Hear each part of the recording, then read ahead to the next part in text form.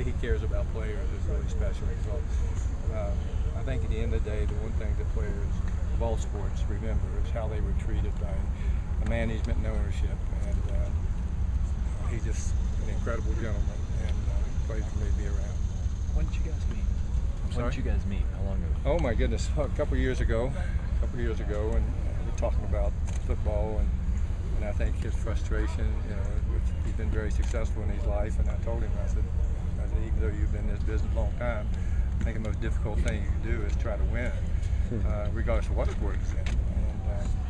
And I know he's worked his fanny off here to bring the best players here, the best coaches, the best facilities, and I think it's a tribute to him, not only as a man, but more importantly, his enormous desire to compete and excel. And people always talk about, cities and everything. Why is it important? Professional football or whatever it might be, franchise mean to a city, enormous community pride. And when you get a winner, there's something that kind of buoys the spirits of people in those cities and gives them something to root for. And I was asking how many people they've had here watching, and it's surprising to me how many people come down and watch. Just guys going through the motions, and no other sport does that. But I also think it's great because if you go to a basketball practice, you have no one watching.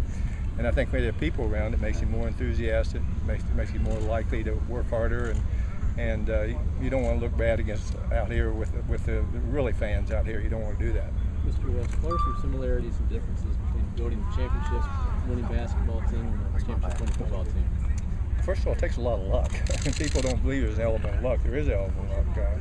In basketball, one player can make an enormous difference in the success of a team. But even if you have that player on your team, you're going to have people around him that really complement his skills, and more importantly, are willing to be part of a team. If you watch basketball, I think it's one of the prettiest sports to watch when you see teams play. And I'm talking about good teams. Everyone looks so coordinated. But here, you're talking about two different teams basically. And I think the coordination is really necessary in professional football. That's why you see so many coaches trying to get everyone on the same page. And one mistake can cost you a game. And I watched two games they played last year that looked like to me they'd had them won. And I think on the last play of the game they lost to Detroit and also to Washington.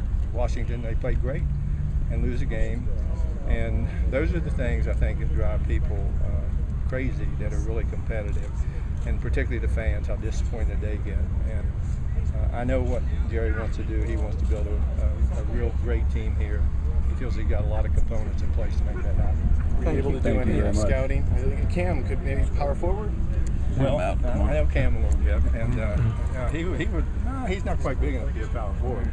He's lost 18 pounds, but no, he's a really nice kid, and I think his best years are ahead of him, and obviously Mr. Richardson thinks the world of him, and it's up to him at this period in his life to start to grow as a player and make everyone around him better. But I think he's going to.